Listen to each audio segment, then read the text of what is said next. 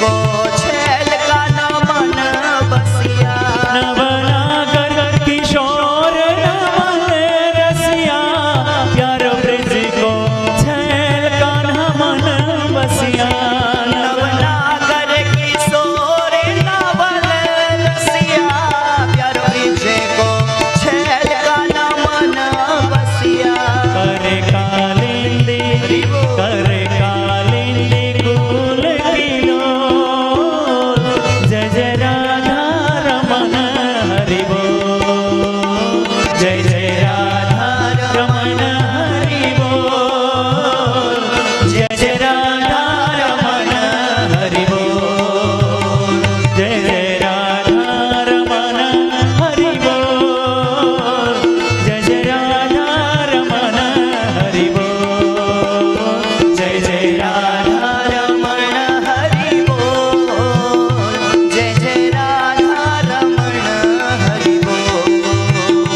अखियन काजल मृग छोना सा, नक बेसर जादू टोना सा। अखियन काजल मृग छोना सा, नक बेसर जादू टोना सा। अखियन काजल मृग छोना सा, नक बेसर जादू टोना सा। अखियन काजल मृग छोना सा, नक बेसर जादू टोना सा। तो रस के भरे हैं कपोल, जय जय राधा रमन हरि बोल, जय जय राधा रमन हरि बोल, जय जय राधा रमन हरि बोल, जय जय राधा रमन हरि बोल, जय जय राधा रमन हरि बोल, जय जय राधा रमन हरि बोल, जय जय राधा रमन, जय जय राधा रमन, जय जय राधा रमन हरि बोल।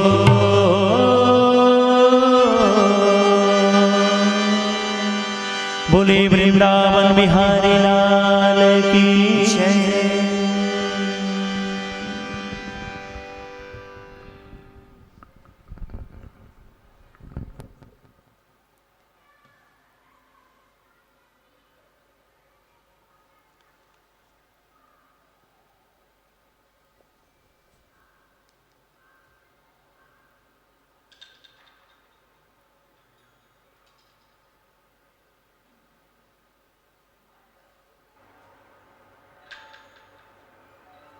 Welcome to Satsang. Let's take a moment and close our eyes together in meditation. Allow the eyes to close. Let the body become still.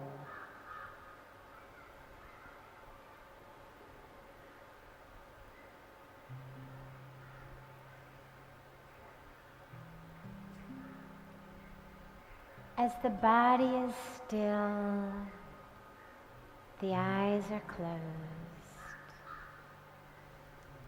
Allow yourself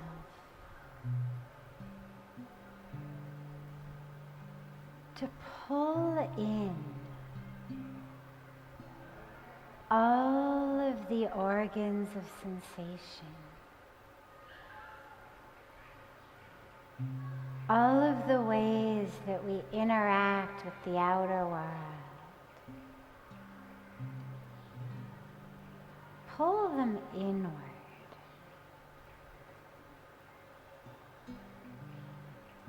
And allow that keen observation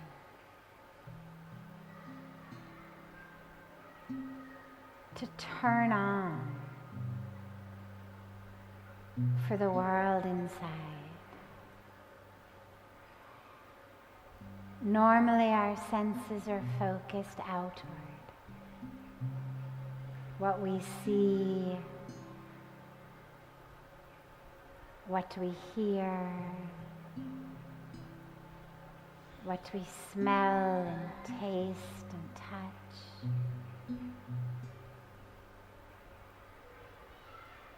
Allow the senses to stay on. It's not a dulling of the senses,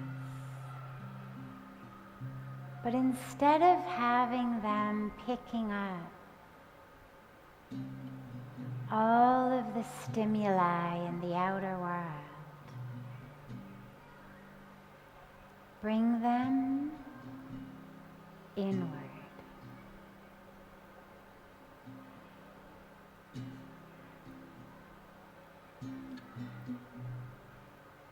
Allow that sense of sight and smell, of hearing, of feeling. Allow those senses to be heightened within you.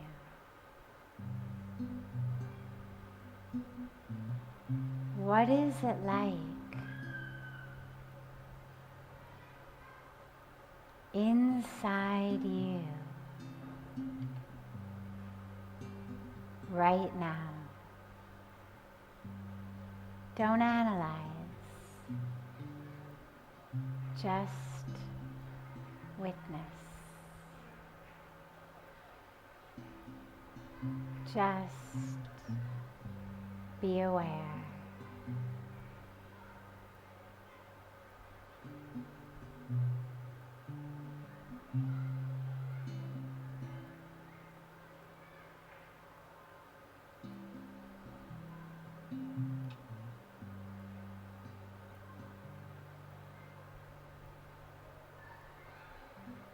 Allow that awareness to permeate every cell of your being.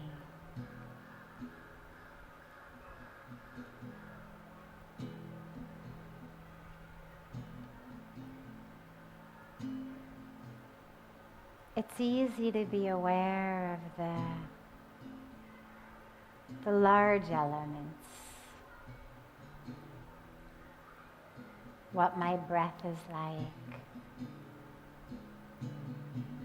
whether my stomach feels empty or full. But allow the awareness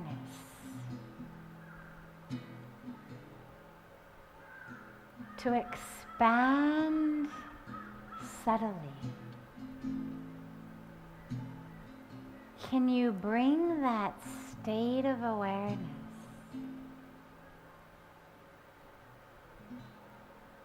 to the blood flowing in your veins?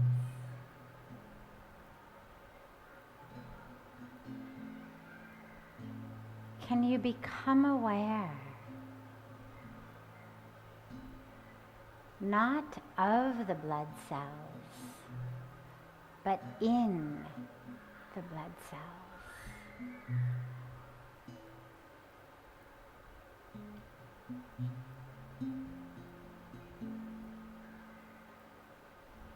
Take that awareness, that pure flowing consciousness,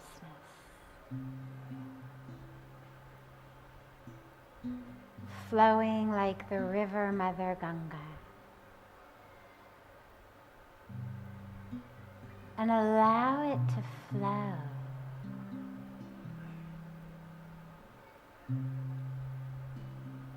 into the most subtle parts of your being. Can you be aware in yourselves?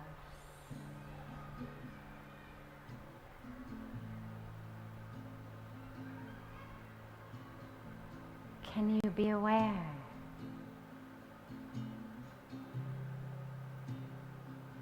in the molecules the cells are made of.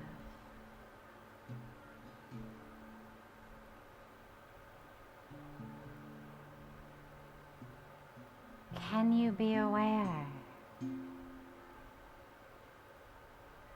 in the atoms that make up the molecules? Carry that awareness deeper and deeper.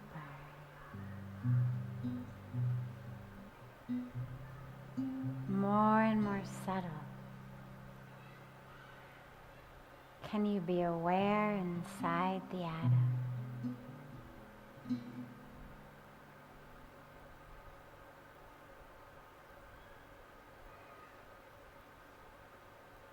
Can you be aware in the energy of the electrons swirling around the atom? That energy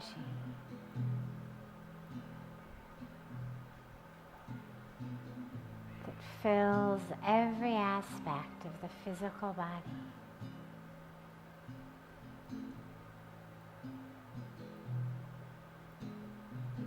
That whirling, swirling energy that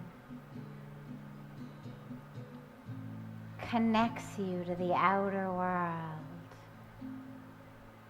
blending one into the other. So energetically, there's really no place you end and the world around you begins. Become aware inside the energy of the electron.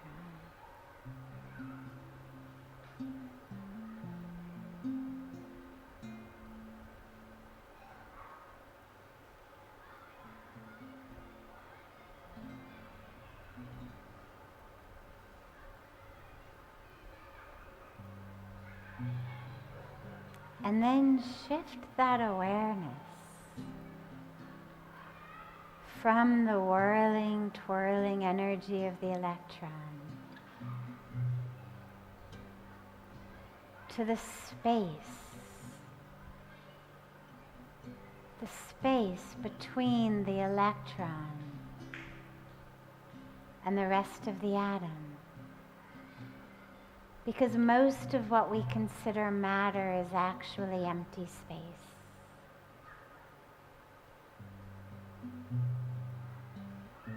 The overwhelming majority of the space of an atom is empty space.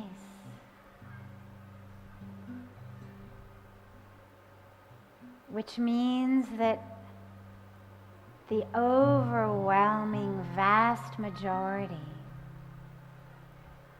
of what you are on the physical level is empty space.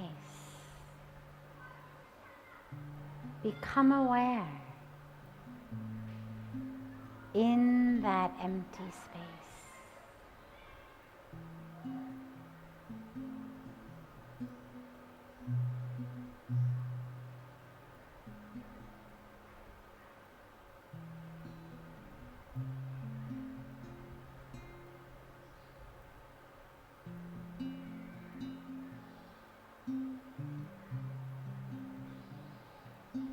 That space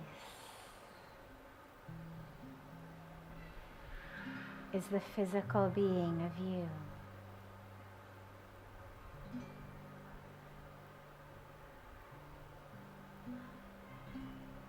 And that space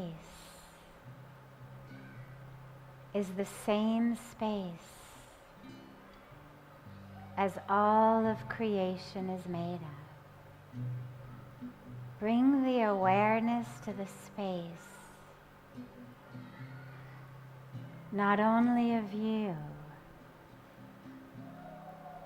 but of all of creation.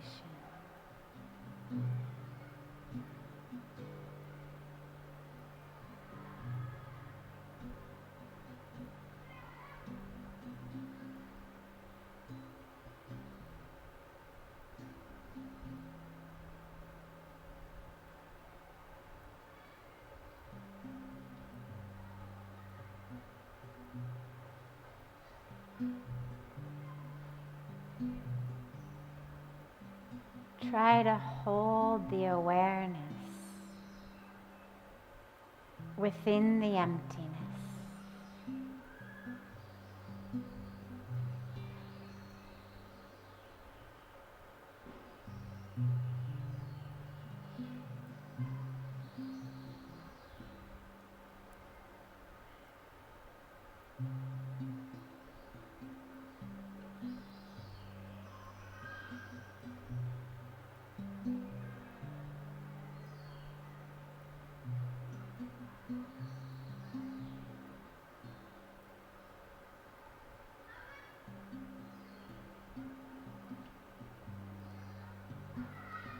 Slowly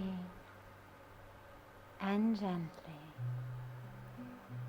open your eyes.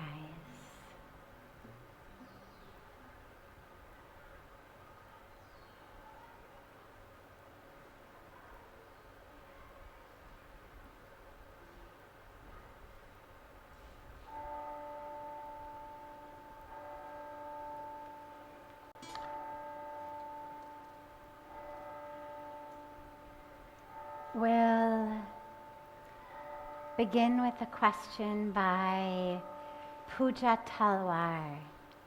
She asked online on Facebook that says, "Dear Sadhviji, with meditation, the harder we try, the more difficult it gets to get into the deeper states. Why is that? The harder we try, the more difficult it becomes to get into the deeper states." Meditation is a letting go. And so the more we try, the more we set the mind on trying, the less we are just being in the moment. The simple act of trying implies and tells us the present moment isn't enough. There is something missing in this moment that I need to try to attain, to do, to achieve, to reach. And meditation is the opposite. Meditation is experiencing the perfection of the present moment. So if I'm trying to make something happen, I'm running further and further from the perfection of the present moment. And so all of that trying pulls me out of meditation.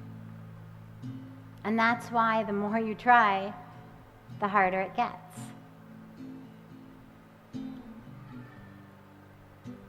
Meditation is about letting go. And you're not going to get deeper with sheer grit. You get deeper by letting go, by surrendering. That which keeps us stuck to the superficial layers. Think about it like two pieces of Velcro, right? So one part of it is what you could consider kind of superficial level of outer world. One piece of it is your awareness. So when your awareness is stuck with the outer world, then we start meditating. And in order to go deep, I have to disconnect the awareness from that which it's attached to in the outer world. For most of us, when we close our eyes to meditate, the whole world comes. Close our eyes and suddenly it's like, oh my God, I can't believe that happened, this happened. Our fears come up. Our unfulfilled expectations come up. Moments of our childhood we wanted to forget come up. conversations that we are dreading having with someone, trying to postpone and put off, they come up, we start having them in our own minds. The whole world comes when we start meditating. But in order to go deep, I have to disconnect those two pieces of Velcro. But trying harder and harder, using my mind, telling myself it's not good enough yet, I'm not there yet, it's not working, actually just keeps me stuck. Because that's the exact same way that I move through the rest of the world. And then I've just brought it into my meditation. And so in order to go deep, you have to surrender. You have to let go of all of that we're holding on to. This is where we use all of these beautiful techniques to focus the mind on the breath, on a mantra, on a question of who am I, on going into the infinite empty space like we did today, the truth of who we are. All of these are techniques to dislodge you, de-stick you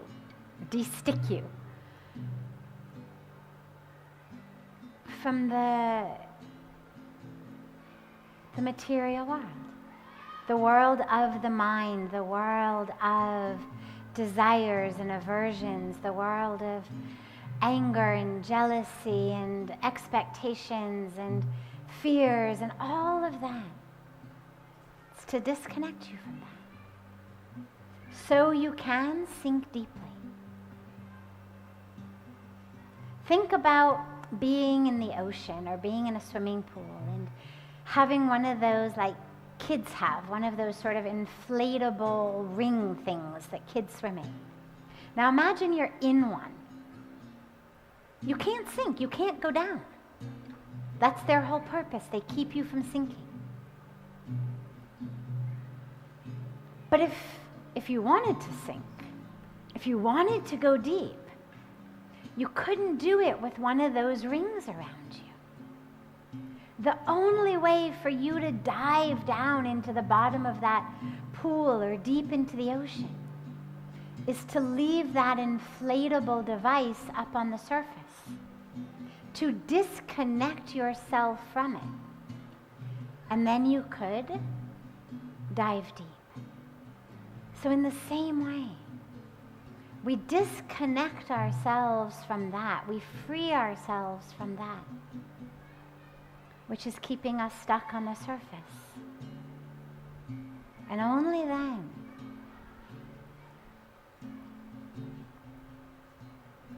can we drop deeply. So stop trying and just drop into the awareness of the perfection of the moment. Drop into the awareness of the perfection that already is, that never ceased to be.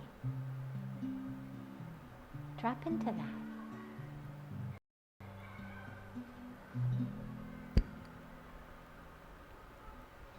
Our next question came from Sagar Chowdhury on Facebook.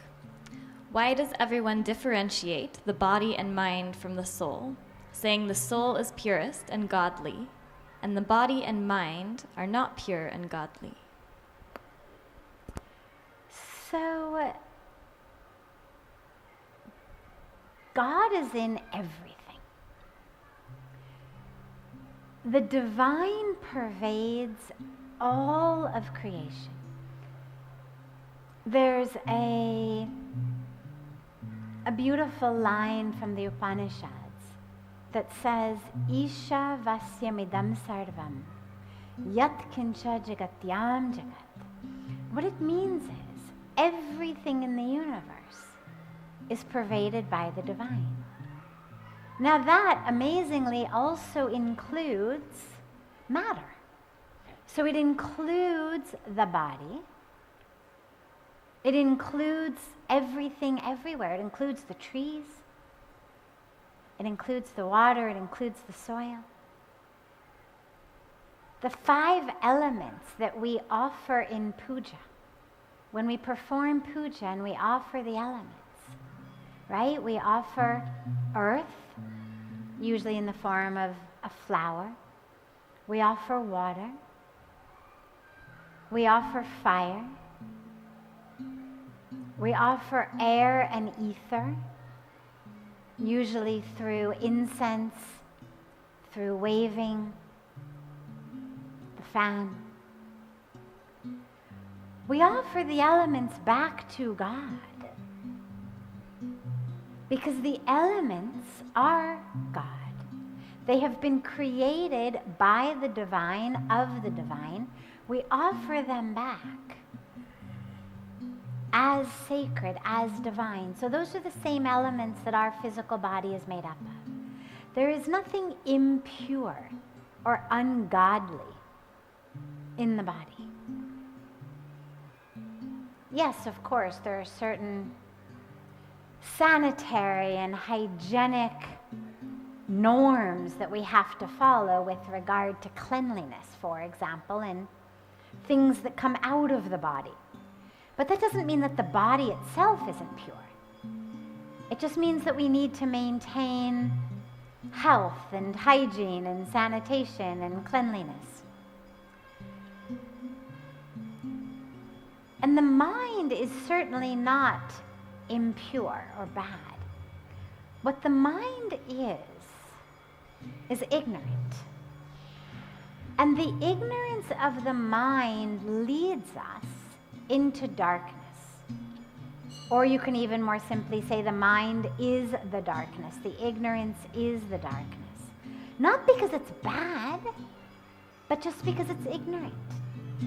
When we speak about darkness, it doesn't mean darkness as in evil and impure and horrible.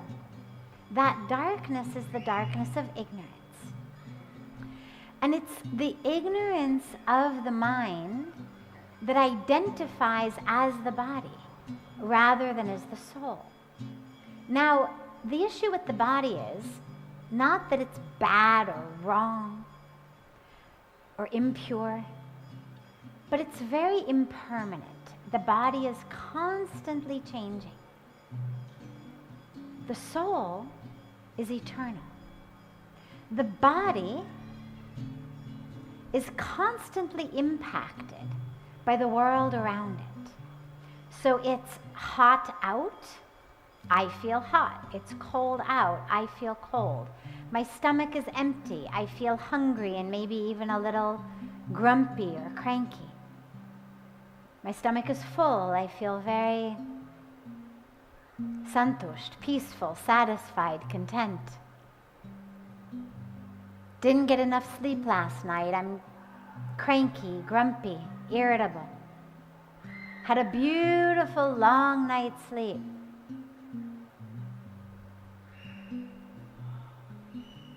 Happily sort of incoherent.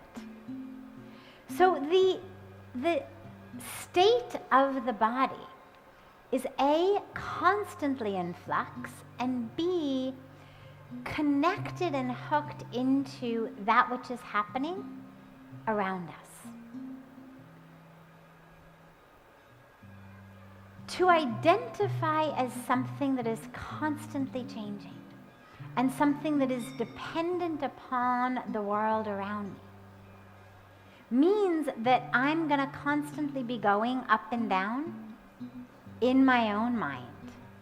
And that is the darkness of ignorance of the mind. That it's identifying as that which is temporary, which is constantly changing, rather than identifying as the soul, which isn't just pure and godly, but the soul actually is divine. as in the divine, God, supreme reality, exists in us as soul. That is the truth of who we are. The constantly changing cells on the skin of my body are not who I am. The constantly changing synaptic responses in my brain are not who I am. And that's where the ignorance is rather than identifying, understanding that who I am is the eternal, unchanging, divine soul. I identify as the ever-changing, dependent upon so many things in the outer world, body and mind. But the mind can be purified and trained. That's why we meditate. So it's not that the mind is inherently and always in ignorance. It's just that when the mind hasn't been properly trained to understand, awakened, enlightened, inspired, touched, and it keeps thinking it is the body, and therefore it's constantly worried about what the body looks like and what it weighs and what it's wearing and who's looking at it and what it's doing,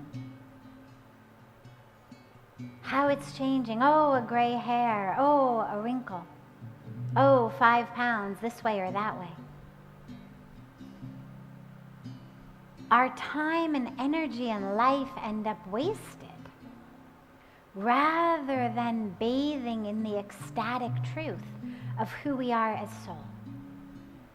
So that's the teaching. It's not that the body is bad or the mind is bad. They're beautiful, they're wonderful. And if not trained, they have a tendency to lead us astray. They have a tendency to wreak havoc upon our spiritual existence and spiritual state.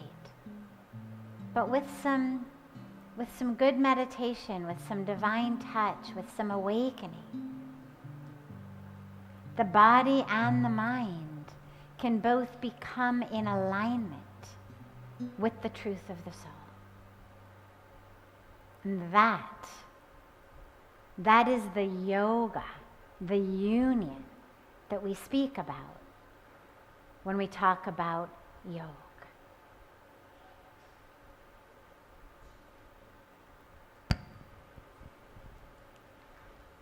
We have a question from Pramod Shokin on Facebook. What is self-peace? What is spirituality? How do I get these? Spirituality is peace. And peace is spirituality. Because if I'm focused on the material world, there's 2 ways of interacting with the world. One is as matter. We call that material. One is as spirit. We call that spiritual. If I'm interacting with the world materially, then I am this matter. There's lots of empty space, these days extra empty space. Then the other person is sitting over there, working the beautiful camera. He's matter. Then again, lots of empty space. Maybe another person somewhere. They're also matter. Then we move through the world as matter and empty space. And what that leads us into is A, the illusion of separation. We think we are separate from each other. And B, who I am is this matter. Which leads me into, as I was saying, that great attachment and concern over the color of its skin, or how much it weighs on the scale, or what color the hair is, or what shape the body might be, or exactly what the body is doing and how much it's being paid to do that. Then it looks at others and it compares and it says, oh, that's a better shape, that's a better color, that's a better weight, that's a better amount they're being paid. And then we get into dissatisfaction, desire, jealousy, which is the opposite of peace. You can't be in peace if you're moving through the world comparing yourself unfavorably to every other blob of matter wherever you go, and feeling separate. Spirituality says, you're not that matter. Yeah, you've got a body, and I've got a body, and aren't they beautiful? Look how amazingly God has created these bodies. You throw in junk, and it becomes energy. And what it doesn't need, it sends out the other side. I mean, amazing. There's nothing else on earth you can mistreat as horribly and for as long as we do our bodies that will keep functioning. Throw mud in the engine of your car, it won't go 3 feet. Throw junk in your body for 60 years. It'll keep going. And then, of course, you get all kinds of horrible diseases and it shuts down. But the point being that you get a long span of treating it horribly. And it just keeps going. It's an amazing, extraordinary creation, what it can do. So we love our bodies. We appreciate the incredible perfection of the mechanism that's been given to us. But we realize we aren't them. And we realize there is no place that I end and you begin. Because the same spirit that runs through me runs through you. We are one. And that brings peace. It brings peace because A, I'm not separate, I'm not alone, but I'm connected to all, to the Creator, to the creation. And it brings peace because there's no competition. It's all me. There's no yearning, there's no desire, there's no aversion. There's nothing to be desirous of or not want and push away. Because all is spirit.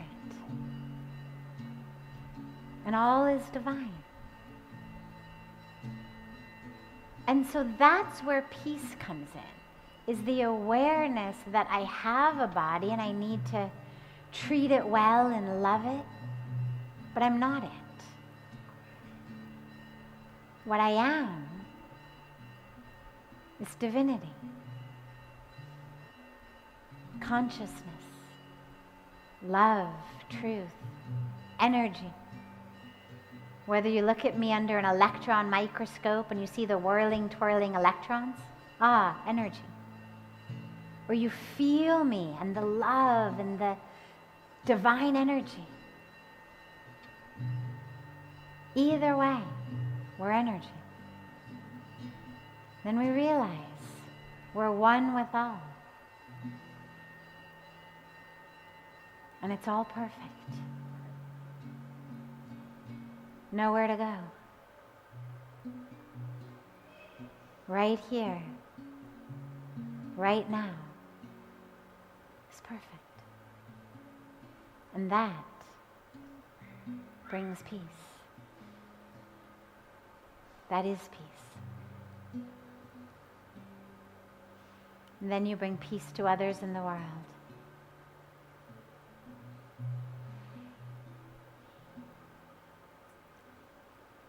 Tomorrow, we will not have live satsang because tomorrow we have a very, very special online webinar for Earth Day at exactly the same time. It will be 7 o'clock in the evening in India, 6:30 in the morning in California, 9:30 in the morning in New York, etc., 2:30 in England. And we've got renowned leaders from all over the world, renowned faith leaders of all the world's religions, coming together to talk about planting seeds for the new normal. What are the seeds we need to plant for the world? We need to create, co-create together when this pandemic is over. So join us online, on Facebook, right here, on YouTube, right here, same time tomorrow at 7 o'clock, and then we will be back with live satsang from day after tomorrow.